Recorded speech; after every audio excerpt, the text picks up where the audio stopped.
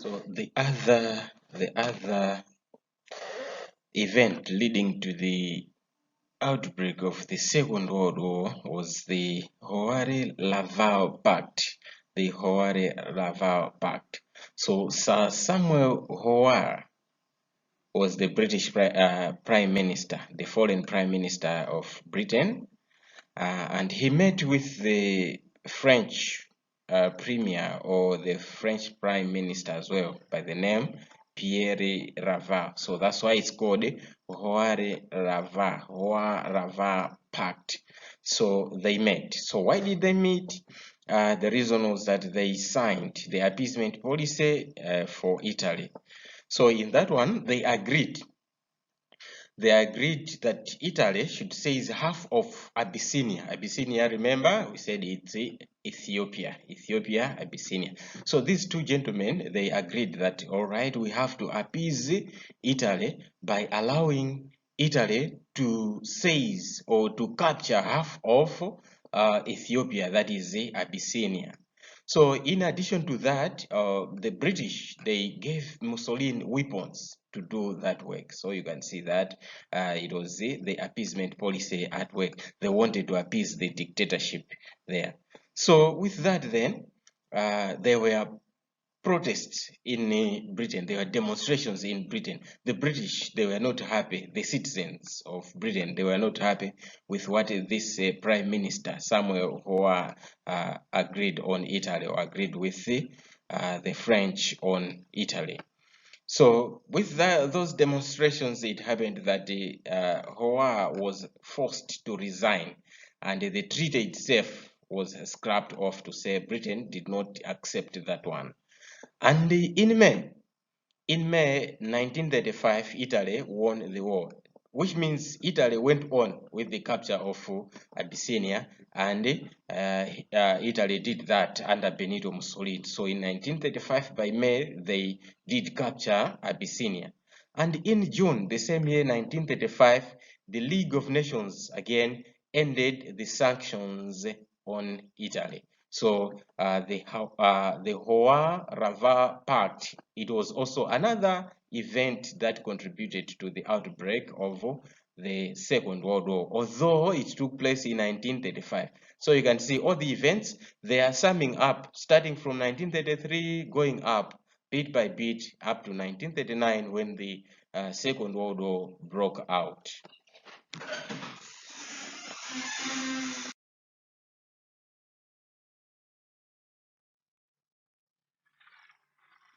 Yeah, so the result of the Abyssinian crisis was so disastrous. It was so terrible. Because number one, we are saying that Adolf Hitler himself, he did not criticize the invasion of Abyssinia.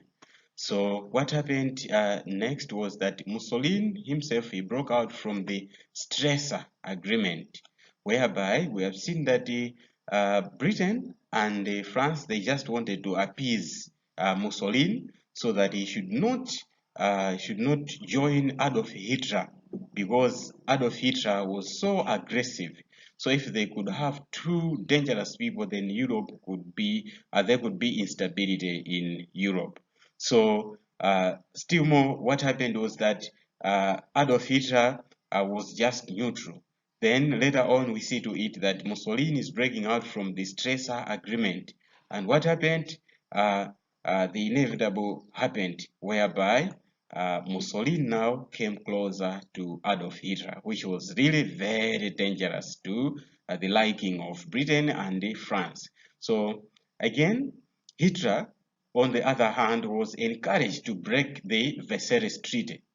For example, he started to remilitarize the Rhineland. Remember the Rhineland we have been talking about, to say it was declared to be, it should be a demilitarized zone. So he started to remilitarize. So we see to it that while the Stresa Agreement, it was to avoid Adolf Hitler not to tear up the Versailles Treaty, we see to it that the end result of the same Stresa agreement, it resulted into the tearing up of the Versailles Treaty. And also, it led to the signing of the Rome-Berlin Axis. We talked about this one. The Rome-Berlin Axis, it was an agreement which brought together Italy and Germany. So, which means Adolf Hitler and Benito Mussolini now became friends. And also, they resulted into the signing of the Comintern Pact. Remember the Comintern Pact? Remember the countries? Germany, Italy, and Japan. So those ones, they signed the Comintern, the Anti-Comintern Pact. So these signings, they strengthened the position of Adolf Hitler, which wanted basically to do away with the Versailles Treaty. So to this effect, we see to it that the League of Nations as well, it was discredited, and even small states, they lost faith in the League of Nations. So we see to it that the League of Nations, much as it was taken to be a world organization, it was a tool of Britain and France, but it was also broken by them, Britain and France, because mainly they wanted to appease the upcoming dictators, which also worked to their own disadvantage. Hence, it was discredited, the League of Nations. Another event leading to the outbreak of the Second World War was the Rhineland. So this one took place in March 1936. So what happened was that Adolf Hitler, he sent 30,000 troops to the Rhineland. That one which was said to be the demilitarized zone by the Versailles Treaty. It was declared so, to say no military action should be taking place there. But we see to it that Adolf Hitler is sending his soldiers there, 30,000 to occupy there. And see what happened now. Britain, instead of rebuking or cautioning Germany, what happened was that Britain commended Germany by saying that she had merely entered her own backyard to say, it is just your place after all. Just get that place. We just wanted to discipline you, Adolf Hitler. So get it back. There is no problem. It is already your land.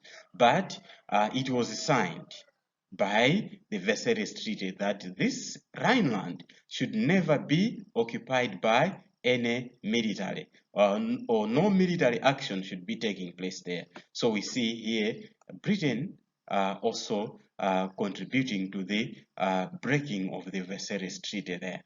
So the League of Nations just condemned the act on the other hand, but also it did nothing. So Hitler was convinced with that, to say that no one could stop him from tearing the Versailles Treaty. Remember, when he came to power, he promised the Germans to say, Germany is poor because of the harsh conditions of the Versailles Treaty. Therefore, should the Nazi and Adolf Hitler come to power, we are going to tear down the Versailles Treaty. So with what happened there on the Rhineland, he was sure that no one can stop Adolf Hitler from tearing down the Versailles Treaty. Another event leading to the outbreak of the Second World War was the Spanish Civil War, which broke out in 1936 or between 1936 and 1939. So what happened was that the communists, they sympathized with the Republicans, that is there in Spain, and they fought alongside the rebels alongside the Republicans, that is alongside the government of Spain, to suppress the rebels who were under General Franco. But on the other hand, Adolf Hitler and Benito Mussolini, they decided to help the rebels who were under General Franco against the communists. So you can see there, Adolf Hitler hated communism. So whatever action was taken by communism, it was against the wish of Adolf Hitler. That's why he supported General Franco, although it was a rebellion against the government of Spain.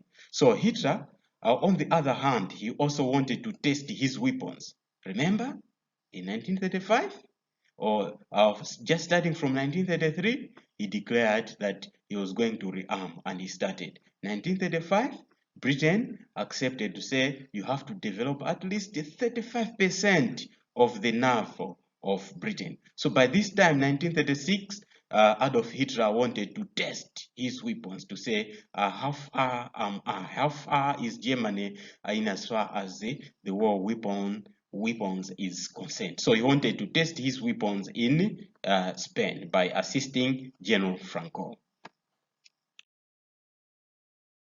Another event leading to the outbreak of the Second World War was the Rome-Berlin Axis, which took place in October 1936. We have mentioned this quite a number of times.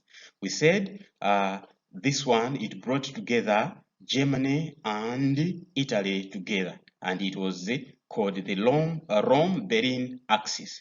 So with the Spanish Civil War, that one, because Adolf Hitler works together with Benito Mussolini there to assist General Franco, then they became friends, good friends there, and they signed that agreement between Germany and Italy in October 1936 to say, now it has proved that we are really colleagues, we are friends, we are brothers in arms, so let's work together. So they signed that Rome-Berlin Axis.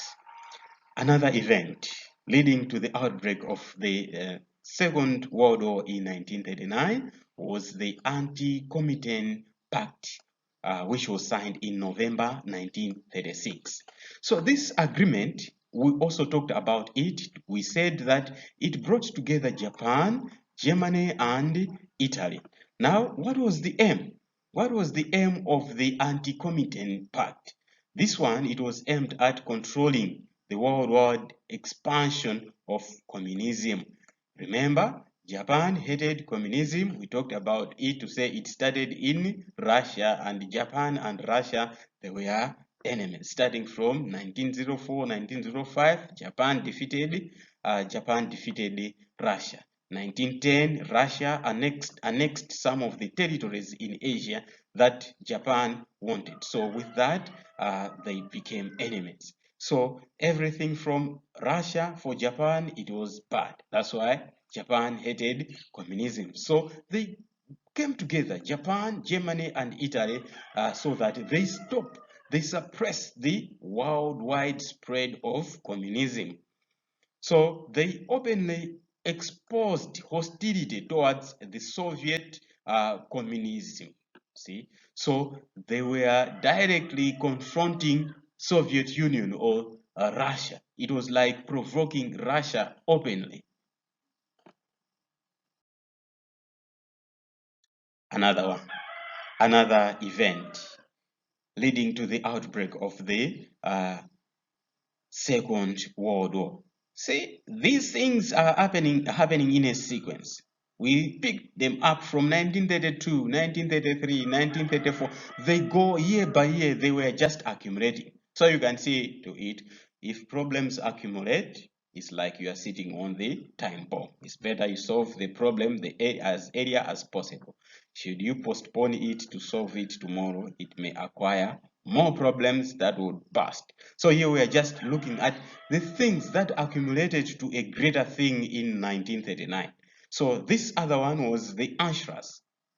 Remember, you cannot manage to forget this one, the Anschluss, over your dead body. So the Anschluss, the union between Germany and Austria, which was forbidden by the Versailles Treaty. Why? Because it encouraged Germany militarism. So that one, it was forbidden. But in March 1939, Hitler wanted to unite Germany and Austria-Hungary because he was Austrian. Remember, we talked about the biography of Adolf Hitler, to say he was born at the border between Germany and Austria. See, so he was an Austrian, a German born from Austria. So with that, he took himself to say, I also belong to Austria. So he wanted to join this one. And there were about 88 million German-speaking people in Austria. So he took to him, to Adolf Hitler, he took to it that Austria and Germany, they are just one country, because there are so many people in Austria that are the Germans. So he wanted to make it one. So in February 1938, there was this gentleman, Kurt Schuschnigg. He was the Austrian chancellor. So himself, he was invited to Berlin. So Hitler, when invited this prime minister or the chancellor of Austria to Berlin, to Germany, Hitler demanded that Nazi need to have a share in government, and the Nazi needs to control the police of Austria. Look at that. Adolf Hitler inviting the chancellor of another country to say the Nazi or the German government need to have a part in your government, and our police need also to be controlling your police there. So that was the demand. It was not a request, it was a demand to say we are going to do that. Then what happened was that it started in February, remember, but in March, by 9th March, the Chancellor of Austria, he announced the referendum there in Austria on the question whether to unite with Germany or remain independent. So that is what the Chancellor of Austria did, to ask the people to say, I went to Germany, but the leader of Germany is demanding that Austria and Germany should be one. What do you think? So there was a referendum. People voted to say whether they should join with the Germany. So on the other hand, Hitler, he feared that the chancellor is going to win the decision to say Austria should be independent, number one, because the Versailles Treaty said so, therefore they need not to break the Versailles Treaty. And number two, it was also against the self-determination policy to say a country needs to be, to have a government of its own liking. But see what happened. Adolf Hitler, then he sent his troops there to invade Austria on 11th March.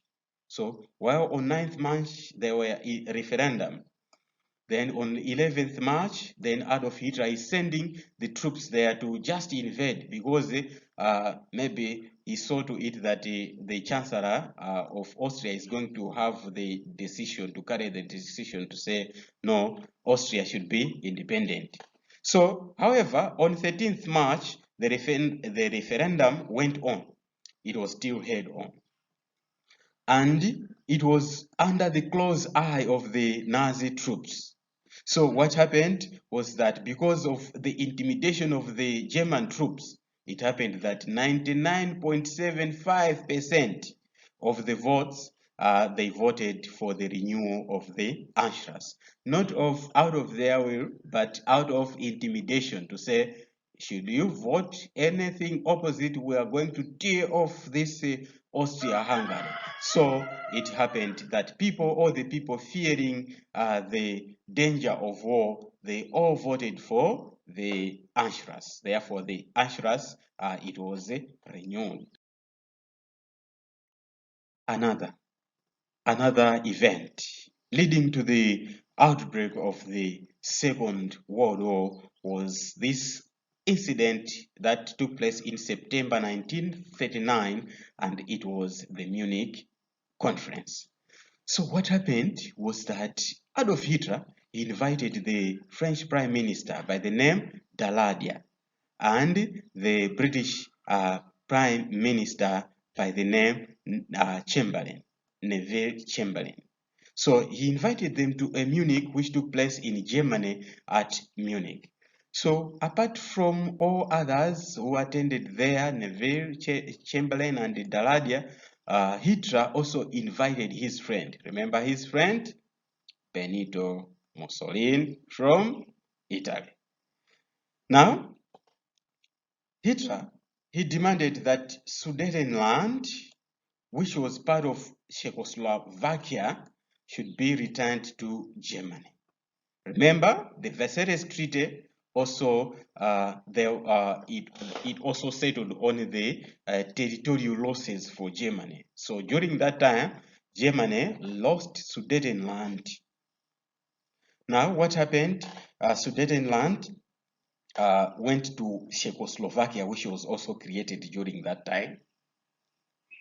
Now, during this meeting, now Adolf Hitler is demanding to say, I want back my Sudetenland.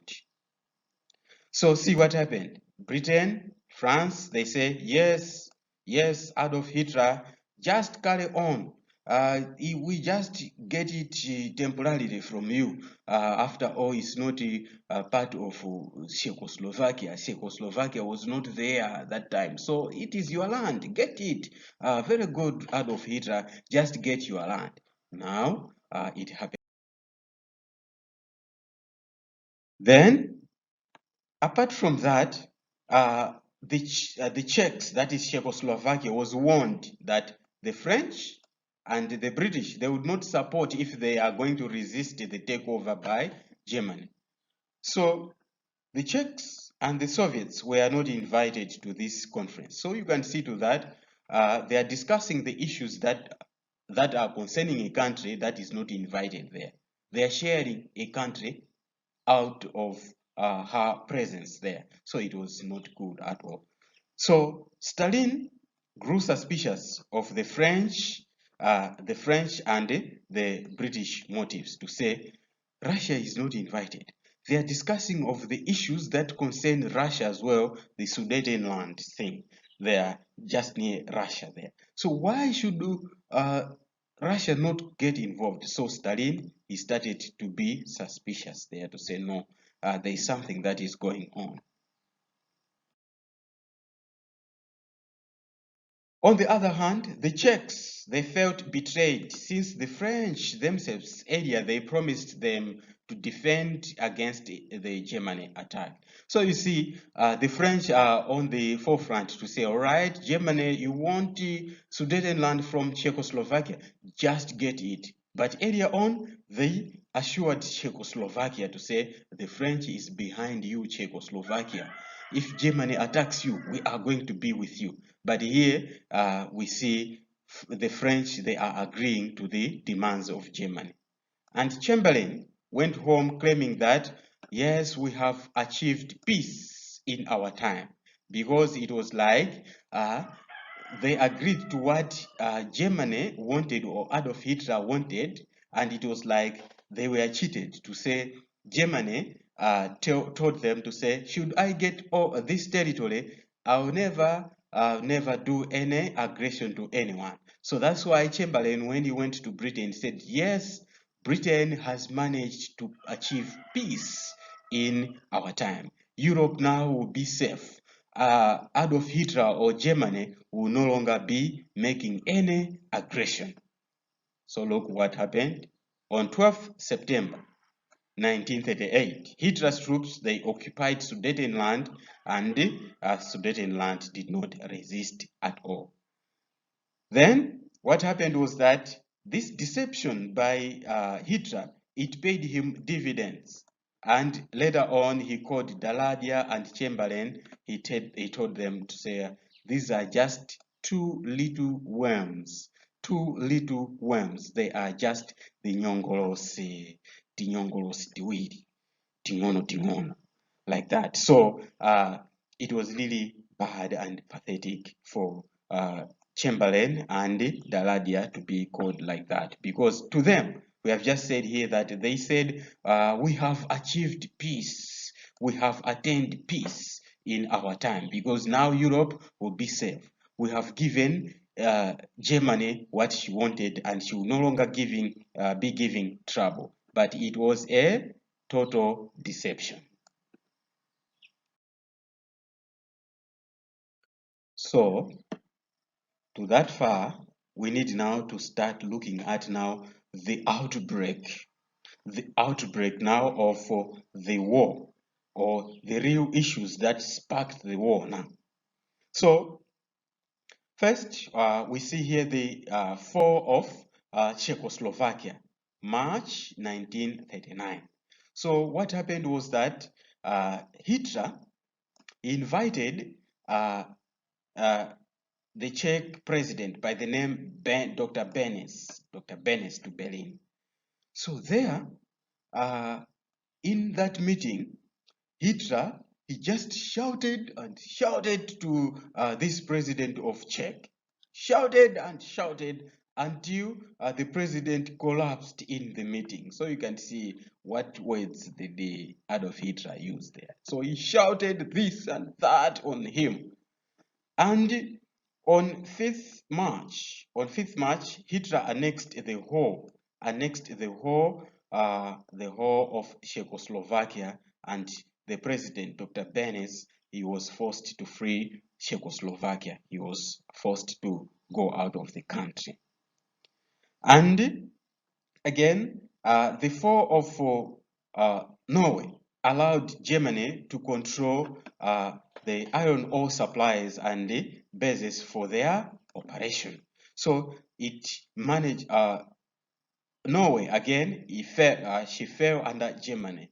Then with that, we see to it that Germany had the iron ore for the production of weapons, and she was able to produce more and more war weapons.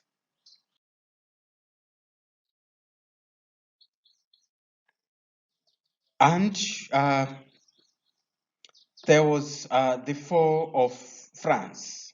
Remember, in the events of war now, which sparked, we said later on when it all started, when Germany defeated or invaded Poland, because after Czech, then he went further to invade Poland. So it was when Germany invaded Poland that things did not went well, and Germany and France did not tolerate that one, and they declared war. So there were those events of war, the fall of Norway there. Now others started to fall, because Germany by this time was so aggressive than any other country. So Germany was defeating one country after the other, attacking one country after the other. So in May, we see to it that in May 1940, Germany invaded Holland, Belgium, and France. So before the end of that month of May, Holland and Belgium, they were down. They surrendered to Germany. And Italy, remember Italy? Benito Mussolini, the friend of Adolf Hitler, also entered the war to the side of Germany. So on 22nd June 1940, France was forced to sign an armistice with Germany at Compiègne, in the same train where the Allies had signed an armistice with Germany. So you see to it that this time Germany was so fierce, and in France there were a lot of problems there that the people, even the soldiers, they refused to fight, and that one forced France to surrender to Germany. So you see what happened was that the Germans, they took the French to sign an armistice, a surrender, a ceasefire agreement in the same train, in the same place where the Germans signed their armistice on 9th November 1918. So it was like a revenge there.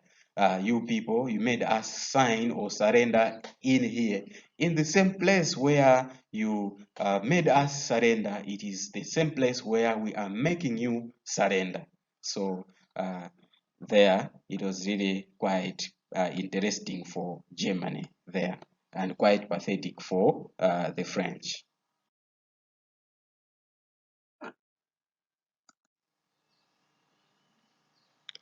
Now, after the fall of France, there it gave Germany a courage to say, all right, one big power is down. Now, I have to focus on another one. This one now is Britain. So let's look at the Battle of Britain in 1940. So the Battle of Britain started in August 1940. So what happened was Adolf Hitler, he launched a system which was called Luftwaffe. This one, it was a heavy air strike on the Britain, on the British, and it caused a number of damage to property in Britain there. So they sent the aeroplanes there to Britain and damaged a lot of things there in Britain there. So what happened was that Britain survived with the Royal Air Force. That one, it destroyed a large number of the German planes. So Britain defended itself, and this invasion, it ended in September. From August to September, then for almost a month, Germany failed to capture or to defeat Britain. Then there was what was called the Lend-Lease Act, March 1941. What happened was that Britain now was the sole fighter, the sole superpower in this war now. So it was hard for her to maintain the war and maintain running the country at the same time. So what happened was that Britain ran out of supplies and raw materials and weapons. So there then, Britain was at the verge of defeat, because in the war, if you run out of the war materials, it means the only thing you can do to save lives is to surrender. So what happened was that the US President Roosevelt decided to lend Britain supplies for war efforts. So we see to it that Roosevelt came to assistance of Britain to say, yes, Britain is at the verge of surrender just as France did. Therefore, USA has to support the war efforts of Britain. So in March 1941, the Lend-Lease Act was passed. So this was the US government's support, which was to supply or to provide support or supplies to Britain and later to Russia to keep them fighting, or that is the Second World War. So this Lend-Lease Act, it was an act, it was a bill of the parliament in USA which allowed the USA to give support to Britain and later on to Russia to assist them with their participation in the Second World War. Then there was Operation Barbarossa on 22nd June 1941. So after failing to win the battle of Britain, that was called Operation Sea Lion. Operation Sea Lion by Britain. The Germans, they called Operation Sea Lion the Battle of Britain. So after they failed, then they turned their attention to Russia. So they called this one Operation Barbarossa. So it was called Operation Barbarossa. So what happened was that Adolf Hitler, remember, he hated what? Communism. So he wanted to get rid communism and create what? A living space. Remember the German name for the living space? Lebensraum. Lebensraum. So he wanted to create the living space for the Germans. So he also needed the wheat field in Ukraine, which was part of Russia. And the soil fields of Caucasus, all these were part of Russia. So what happened was that on 22nd June 1941, Germany invaded or declared war on Russia. So what happened was that they went there with full force. You remember, Germany was not giving out sweets. It was serious. Adolf Hitler was a serious gentleman. He was serious on what he was doing. So when he went to Russia, just as he went to Britain, he went there with full force, such that he took control. Germany took control of some cities like Kiev, Riga, Minsk, and Smolensk. That is, these cities are found in the southern part of Russia. So, however, they failed to control Moscow and Leningrad. Why? Because there were heavy rains there and the roads were impassable. And not only that, Russia is very, very cold. So the Germans, they met with the harsh winter period there, which pushed them back. And a lot of soldiers there, they died.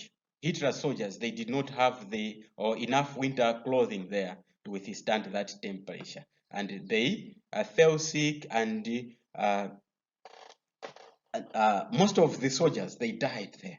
They died because of they were frozen to death because they did not have the winter clothing, because the temperature could sometimes lower down up to negative 38 degrees Celsius, which is really freezing there, really cold, really cold. So the soldiers of Germany, they could not withstand that weather, so they withdrew there. But however, we have said that they controlled some cities, Kiev, Riga, and others. They took control because they went there with full force.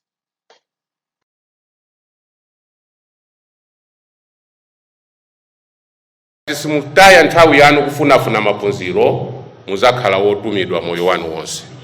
Ngati simuphunzira anthu azingokutumani, ajala kalime, ajala kuchwe manyazi, ajala katende yanti, ndipo anthu ophunzira wandu wotumanso kwambiri. Ndiye ngati simuphunzira, skulu akuyikirani apa mukhala otumidwa.